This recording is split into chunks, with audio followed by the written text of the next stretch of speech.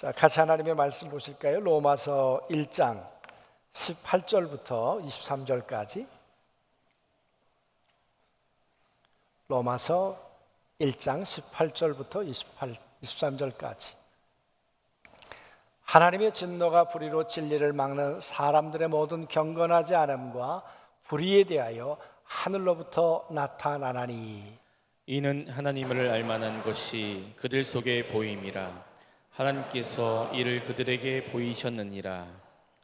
창세로부터 그의 보이지 아니하는 것들 곧 그의 영원하신 능력과 신성이 그의 만드신 만물에 분명히 보여 알려졌나니, 그러므로 그들이 핑계하지 못할지니라. 하나님을 알되 하나님을 영화롭게도 아니하며 감사하지도 아니하고 오히려 그 마음이 허망하여지며 미련한 마음이 어두워졌나니, 스스로 지혜 있다 하나 어리석게 되어 썩어지지 아니하는 하나님의 영광을 썩어질 사람과 새와 짐승과 기어다니는 동물 모양의 우상으로 바꾸었느니라. 아멘.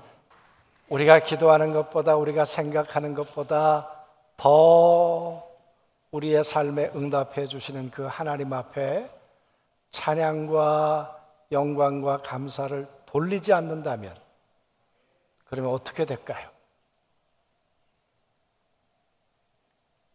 한번 생각해 보세요. 그러면 어떻게 될까? 한 30년 정도 지난 것 같습니다. 74세 된 어르신이었는데 열심히 사신 분이에요. 그리고 또 고위 경찰 공무원이기도 하셨어요. 근데 이분이 74세 때 암이 걸리셨어요. 제가 이제 그분을 몇 주간 일주일에 한 번씩 만나 뵙기로 했습니다. 한 세 주째 됐는데, 3주째 됐는데 그분이 한숨을 길게 내쉬셨어요. 그리고는 그분이 그렇게 말씀하셨어요. 허무합니다. 인생이 허망합니다. 산다는 게 이렇게 허무한지 몰랐습니다. 여러분, 열심히 살았는데 내 삶의 끝에 허무를 극복하지 못한다면 여러분, 무슨 의미가 있을까? 나름 최선을 다해서 살았어요. 하루를 잘못 살면 우리가 내일 다시 고쳐 살 수 있겠죠. 1년을 잘못 살면 신년을 맞이할 때 우리가 고쳐 살 수 있겠죠. 그래서 얼마 전에 유행했던 책 가운데 하프타임이라는 책이 있었죠. 전반 저도 괜찮아요. 하프타임 때 잘하고 후반에 잘 살면 돼요. 그렇잖아요? 그런데 여러분, 한 번 잘못 산 인생은 다시 수정 보완이 불가능해요. 내 인생의 마지막 숨이 걷어가려고 하는 그 순간에 허망하다.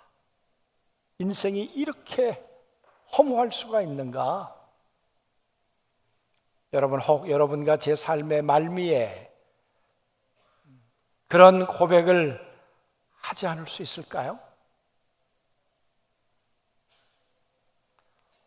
대학교 4학년 때 제가 학생회 총무를 했습니다.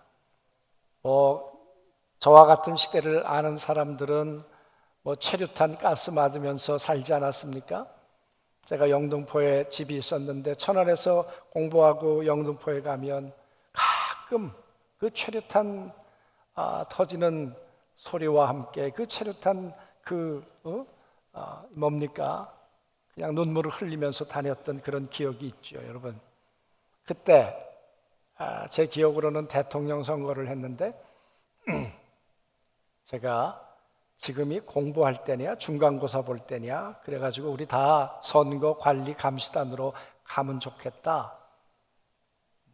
제가 혼자 한 건 아니지만 임원들이 그렇게 결정을 해서 중간고사 보는 걸 포기하고 다 선거관리 하는 데 나갔습니다. 4명, 제 기억으로는 4명 빼놓고 다 나갔습니다, 여러분. 그런데 나름대로 열심히 했고 나름대로 최선을 다했다고 생각했는데 왜 그때 돌아오면서 제가 집에 들어오면서 들었던 그 느낌, 왜 이렇게 허무하지? 뭘 한 거지? 왜 이렇게 허망하지? 여러분, 제가 병들어서 다 희망이 없고 절망 가운데 있을 때 느꼈던 그 허무함을 왜 비슷한 그런 감정을 그때 들었을까? 잊혀지지 않아요, 그 느낌이. 여러분 가운데 그런 일 없으셨어요? 오늘 말씀 가운데 보면 로마에 있는 성도들이에요. 하나님을 예배하는 사람들이에요. 우리 지난주 말씀에 보았습니다. 불경건이란 예배와 관련된 단어인데, 아니 예배, 너희가 예배를 드리지만 예배가 아니야. 여러분, 그러나 이 사람들은 로마에 있어서 하나님을, 예수 그리스도를 섬기는 사람으로 개종하고 예배의 삶을 사는 사람들이에요. 그런데 그들의 삶 속에 허망함이 있느니라, 허무함이 있느니라. 여러분, 그들은 하나님 앞에 나름대로 그리스도를 믿어 살아보려고 했을 거예요. 그런데 여러분, 그들이 지금 맞이하게 될 현실이 허무라는 절벽이라는 것이에요. 왜 그렇게 되었을까요? 왜? 여러분과 제 삶 속에는 혹시 열심히 살고 최선을 다해 살았는데 우리의 삶이 맞이하는 것이 허무이고 허망함은 아닐까? 오늘 성경은 왜 그렇게 됐는가를 이유를 말하고 있는데 여러분 잘 한번 생각해 보세요.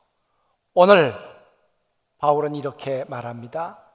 너희들은 하나님을 알되 하나님을 알만한 것이 너희 안에 있느니라. 그리고 너희는 하나님을 감각할 수 있느니라.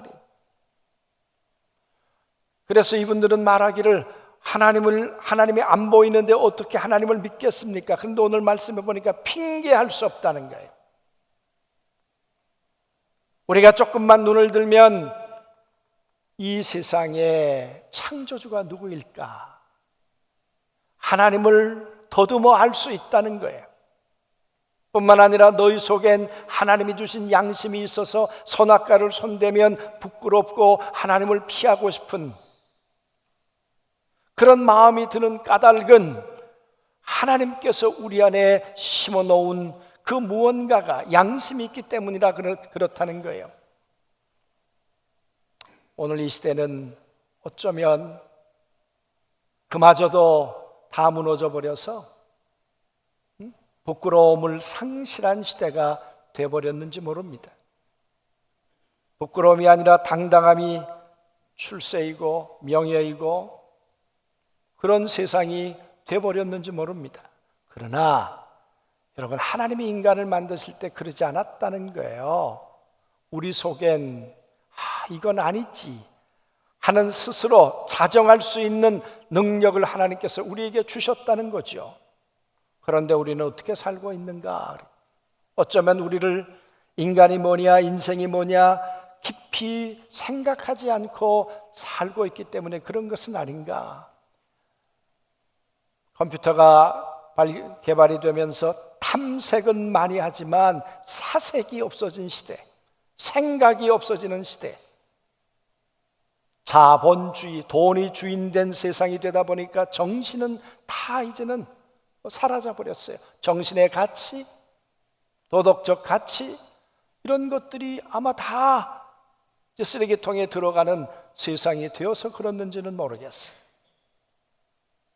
오늘 바울은 말합니다. 하나님을 알아가야 하는데 하나님을 알 만한 것이 너희 속에 있는데 그런 이야기죠.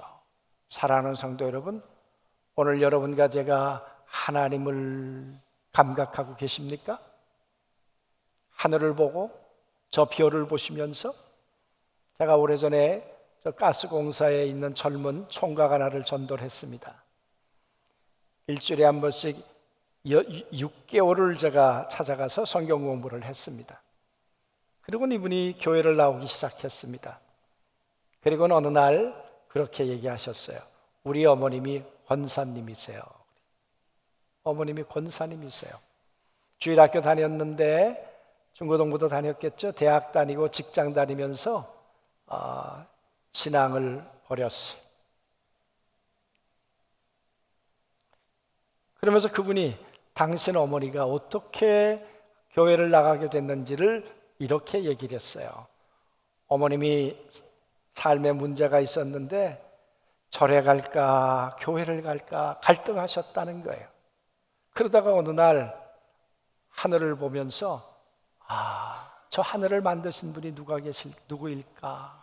저 별을 만드신 분이 누구일까? 그러다가 이분이 발걸음을 교회로 옮기셔서 그리고는 권사님이 되셨어요. 여러분, 우리가 하늘을 보고 하나님 감각할 수 있다는 거예요. 스치는 바람을 통해서도 떨어지는 낙엽을 통해서도 그렇지 로봇가 만들었겠어요? 이걸 AI가 만들었겠어요? 이것을 만든 이가 있지. 여러분, 그것뿐입니까? 며칠 전에 요 바로 앞에 현관 앞에 있는데 새벽 예배 끝나고 제가 거기 서 있었습니다. 그랬더니 고양이가 어미 고양이, 새끼 고양이가 둘이 데이트하고 있더라고요. 둘이 얼마나 이쁜지 제가 동영상을 찍어놨어요. 그걸 보면서 참 신기하다. 어떻게 저 속에서 저놈이 나와서 엄마인 줄 알고 둘이 저렇게 걸어갈까? 여러분, 고양이도 신기한데 사람 속에서 사람이 나오잖아요. 말하고 생각하고 정말 신비로운 일이죠. 우리가 조금만 생각한다면 이 모든 만물을 만드신 분이 지혜자요, 그분이 전능하신 분이요, 그분이 하나님일 거라고 우리는 알게 되고, 아멘. 그리 된다는 거예요. 그리 할 수 있다는 거예요. 그런데 문제는 그렇게 하나님을 알았어요. 하나님을 알았음에도 불구하고 그 다음 하나님하고의 관계를 어떻게 발전시켜 나가는가, 그 말이에요. 여러분, 10명이 있었습니다. 문둥병 걸린 사람들이. 예수님이 고쳐주었는데 9은 예수님하고 관계를 단절하고 떠나가 버렸습니다. 한 사람만 예수님하고 경배를 통해, 감사를 통해 관계를 다시 계속 이어가게 되었습니다. 예수님을 만났기 때문에 관계가 저절로 좋아지는 것은 아니지요. 오늘 뭐라고 말합니까? 그렇게 하나님을 알았으면 너희가 해야 될 걸 안 했다는 거예요. 감사하지도 않고 영화롭게도 하지 않았다는 거예요. 이렇게 온 우주를 창조하시고 나를 만드셔서 이 땅 가운데 삶을 허락하신 이 하나님 앞에 감사하지도 않았다는 거예요. 어쩌면 환경이 감사할 만한 상황이 아닐 수도 있었겠죠. 로마 교회가 문제가 많았다 그랬습니다. 갈등이 있는 교회라 그랬습니다. 가면 보기 싫은 사람이 있을 수도 있겠죠. 그리고 로마 황제에 의해서 추방령을 당하게 되고 신앙생활도 자유롭게 되지 않는 이런 상황을 통해서 뭐 감사할 일이 있을까? 그렇게 생각할 가능성도 충분히 있죠. 그렇다고 할지라도 하나님을 알았다면, 하나님이 나와 함께 하시고 내 삶을 인도하시는 분이라고 믿는다면 하나님과 관계를 위해서 끊임없이 감사해야 되는데 감사를 포기했다는 거예요. 감사의 포기가 하나님하고의 관계의 단절을 가져왔다는 거예요. 영화롭게 했단 말은 하나님을 하나님으로 인정해야 했다, 그 말이에요. 하나님을 인정하지 않은 거예요. 하나님의 위대하심도, 하나님의 전능하심도, 하나님의 지혜로우심도 인정하지 않았다는 거예요. 여러분, 인정하지 않았다는 얘기는 반대로 무시했다는 얘기도 되는 겁니다. 그렇지 않아요? 사람과 사람 사이에도 무시하는데 관계가 이어집니까? 불평하는데 관계가 이어집니까? 원망하는데 관계가 이어집니까? 아니죠, 여러분. 말씀드렸던 것처럼 왜 그 어르신이 허무하다고 했을까? 가정, 자녀들 다 잘해요. 물질 어려움이 없으세요. 그런데 한 가지 안 된 게 있어요. 하나님하고 관계가 맺어지지 않았어요. 하나님이 나의 하나님이고 나는 그의 자녀가 되지 않았어요. 다 가졌는데 하나님만 갖지 못하셨어요. 제가 열심히 하느라고 했는데 돌아보고 보니까 열심히는 했지만 하나님과 나와의 관계는 맺어지지 않았어요. 그래서 제가 경험했던 것, 그분이 경험했던 것, 허무함이었고 허망함이었어요. 열심히 뭘 하는 것 같은데 하나님하고의 관계가 깨어져 버리고 나면 인간이 경험하는 게 허망함이라는 거예요. 로마서는 1장부터 16장까지 돼 있습니다. 16장 전체 이 숲을 보고 그리고 나무도 가지도 보아야 합니다. 로마서 16장 전체를 통해 바울이 하고 싶은 이야기는 뭘까요? 관계예요. 하나님과 깨어졌던 관계를 어떻게 회복할까? 하나님과 관계를 유지하기 위해서 해야 될 일이 뭘까? 그게 감사라는 거예요. 그게 하나님을 영화롭게 해야 되었었다는 거예요. 그래야 하나님과 화평의 관계를 누리며 잃어버린 에덴의 삶을 다시 살아갈 수 있다는 거예요.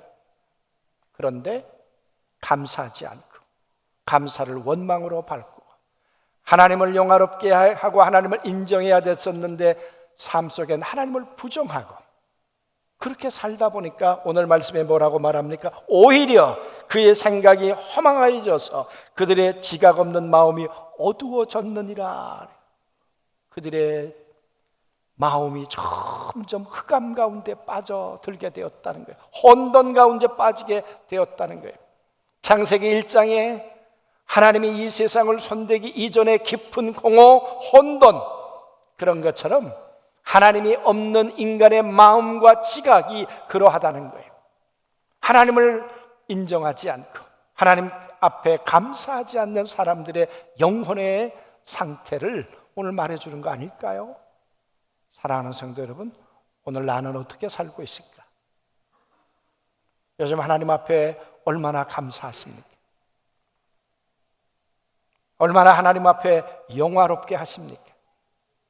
내 생각보다 더 나에게 은혜를 주시는 하나님 앞에 만약 찬양하지 않는다면, 감사하지 않는다면 나는 무엇으로 채워가고 있는 것일까? 원망과 불평으로 내 영혼이 채워져 가고 있는 것은 아닐까? 그러다가 하나님의 거룩한 성령이 탄식하시고 성령과의 관계가 멀어져 가는 것은 아닐까?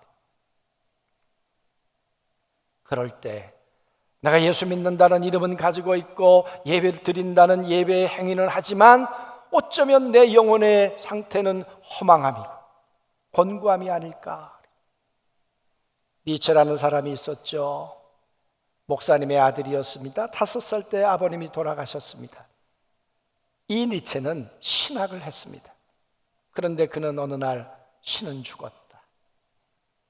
하나님이 어디 계시냐? 인간이 하나님처럼 될 수 있다. 그렇게 주장했던 사람이 니체 아닙니까? 하나님을 부정했어요. 감사하지도 않았어요. 하나님을 알려고 하지도 않았어요. 영화롭게도 하지 않았어요. 여러분, 니체가 어떻게 됐을까요? 대학 교수가 됐어요. 그런데 35세 그는 정신병에 걸려서 10년 동안 정신병원에서 생활하다가 그의 인생을 마감했죠. 그는 자살을 예찬했던 사람이에요. 품이 있는 죽음. 그래서 많은 사람들이 혹 그가 자살했을까 생각하는데 그렇진 않았어요. 사랑하는 성도 여러분, 똑똑한 사람이에요. 그만한 지각 있는 사람이 또 어디 있겠습니까? 그런데 하나님을 부정했더니 그의 마음이 허망하여지고 그의 지각이 어두워져 버렸어요. 여러분, 그게 인간의 모습이라는 거예요. 하나님하고의 관계 설정이 어떻게 돼 있는가 말이에요. 오프라 윈프리란 사람이 있죠. 여러분 잘 아실 것입니다. 전 세계 영향력 있는 사람을 꼽으라면 100명 가운데 들어가는 사람이 바로 이 한 사람이지요. 그러나 윈프리는 18살 때 어머니가 자기를 낳았습니다. 아버지가 누군지 몰라요. 사생아예요. 어머니가 키울 수 없어서 할머니가 5살까지 윈프리를 키웠습니다. 여러분, 그러는 동안에 할머니가 돌아가시고 혼자 살면서 그는 삼촌에게, 사촌 오빠에게 무수히 많은 성폭행을 당했어요. 여러분, 그가 어떻게 살겠어요? 응? 그러다가 엄마가 있는 뇌시빌에 찾아갔더니 새로운 아버지가 계셨어요. 아버지에게 성폭행을 당했어요. 임신을 하고 아기를 낳았는데 2주 만에 아기가 세상을 떠났어요. 얼마나 고통스러운 일이었겠습니까? 그런데 이걸 추스리고 그가 공부를 해서 대학을 들어갔어요. 대학 다니는 가운데 흑인은 혼자예요. 모두 다 백인이고 그는 학교 가는 것이 지옥을 향해 가는 것 같다 그랬어요. 아마 고통스러운 일이었을 것입니다. 그랬던 그가 어떻게 이렇게 세계적인 영향력 있는 사람이 되었을까? 이유가 뭐예요, 여러분? 아시는 분들 많이 계시겠습니다만은 오프라 윈프리는 매일 감사 일기를 5개씩 쓰기 시작했다. 감사한 거.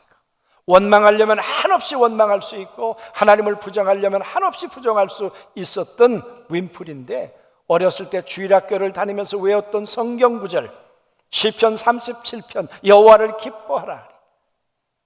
어떤 상황 속에서도 하나님을 기뻐하고 하나님 앞에 감사하고 하나님을 영화롭게 하기로 결정하면서 그는 하루에 5가지씩 감사일기를 썼다. 밥 먹는 거와 똑같은 자기 삶의 루틴이 되어버렸어. 그리고 그의 영혼은 살아나기 시작했어. 그의 재능이 살아나기 시작했어. 그의 삶의 가치관이 하나님을 위해서 사람을 위해서 올곧게 되었어요. 얼마 전에는 120억을 여러분 기부하지 않았어요? 그렇게 됐던 이유가 뭡니까? 하나님을 알고 아는 것으로 끝난 것이 아니라 그 하나님 앞에 감사하고 그 하나님을 영화롭게 했어요. 사랑하는 성도 여러분, 우리의 삶의 문제가 뭡니까? 하나님하고의 관계가 파괴되는 거예요. 우리가 이 땅에서 해야 될 선택이 뭡니까? 하나님하고의 관계를 선택하는 거예요. 하나님을 알았으면 우리가 선택해야 될 게 뭡니까? 하나님하고의 관계를 위해서 감사하기를 결정해야 하는 거예요. 지속적으로 하나님을 영화롭게 하게 하는 일을 반복해야 되는 것이죠. 감사와 하나님을 영화롭게 하고 기뻐하는 일을 반복했을 때 오프라 윈프리는 오늘의 그런 존재가 되었어요. 사랑하는 성도 여러분, 하나님이 우리에게 원하시는 것이 있다면 너와 내가 관계를 맺었으면 좋겠다. 우리를 선택하신 이유가 뭐예요? 네가 나를 선택하라는 거죠. 감사를 선택하라는 거죠. 하나님을 영화롭게 하기로 결정하라는 거죠. 그럴 때 하나님은 우리의 영과 혼과 육에 은혜를 주실 줄로 믿습니다. 어제 참 감사한 일이 있었어요. 감사한 일. 제가 얼마 전에 계약을 하나를 잘못해가지고 계약금을 못 돌려받게 됐다. 그런 이야기를 한 적이 있습니다. 우리 오장로님이 이거 계약하면 큰일 난다 그러셔가지고. 근데 그 이야기를 하는 중에 제가 말씀드렸어요. 저를 도와줬던 젊은 친구가 난처하게 됐어요. 제가 순간 어떻게 할까? 내가 말을 잘못하면 이 사람이 어떻게 되냐 그랬더니 이 사람이 어려움을 당한다 그랬어요. 그래서 내가 잘못했다. 이 사람 잘못 없다. 그랬습니다. 그리고 말씀드렸던 것처럼 나오면서 제가 그 친구 어깨 동무를 하고 나오면서 내가 미안하다. 그리고 그 다음날 내가 아침에 전화해서 나 때문에 어려움 당하지 않았나. 그랬더니 어려움은 좀 있었습니다. 나이 든 사람이 미안하게 됐다. 제가 사과했습니다. 그리고 그때 혹시 규정이 잘 살펴서 돌려줄 수도 있습니다. 그런 이야기를 해서 제 아내가 그 다음날 전화를 했더니 안 된다는 거예요. 그래서 여보 포기합시다. 젊은 사람 애매길 건 뭐 있겠습니까? 뭐 있겠나. 그래서 그렇게 포기를 했어요. 근데 어제 전화가 왔어요. 돌려주겠대. 근데 돌려주겠다고 했는데 제가 그 친구에게 그렇게 전화를 했어요. 뭐라고 그랬는가 하면 계좌번호를 보내라. 내가 고맙기도 하고 미안해서 내가 당신에게 돈을 좀 보낼 테니까 그거 가지고 식사도 좀 하고 그러면 좋겠다. 그랬더니 이렇게 답이 왔어요. 얼마나 뭐라 그럴까? 감사했는지 몰라요. 목사님 신경 써주셔서 제가 목사라 그랬거든요. 이렇게 좋은 분께 제가 수고비를 받을 수는 없습니다. 제가 좋은 사람이에요. 저는 97년생 누구입니다. 앞으로도 성공할 수 있게 기도해 주신다면 그걸로 저는 충분합니다. 고객님 환불 처리 기간은 2주에서 3주 정도 소요될 예정이고 호주로 가시는 일 아무 탈 없이 다녀오세요. 선한 영향력을 받을 수 있어 감사했습니다. 사람이냐 돈이냐, 관계냐 돈이냐. 제가 그 짧은 순간이지만 제가 그 사람 관계를 선택했다는 게 참 잘한 것 같다. 그러니까 돈도 얻고 사람도 얻고 목사의 이름도 얻고 할렐루야. 사랑하는 성도 여러분, 이 맛이 참 좋더라고요. 이 맛이 돈보다 더 중요한 거 사람을 얻었다는 거, 더 중요한 거 하나님을 얻었다는 거. 여러분 하나님 앞에 감사하고 하나님 앞에 하나님을 영화롭게 함으로 하나님의 관계가 고래 힘줄처럼 든든하시게 되기를 주님의 이름으로 축원합니다.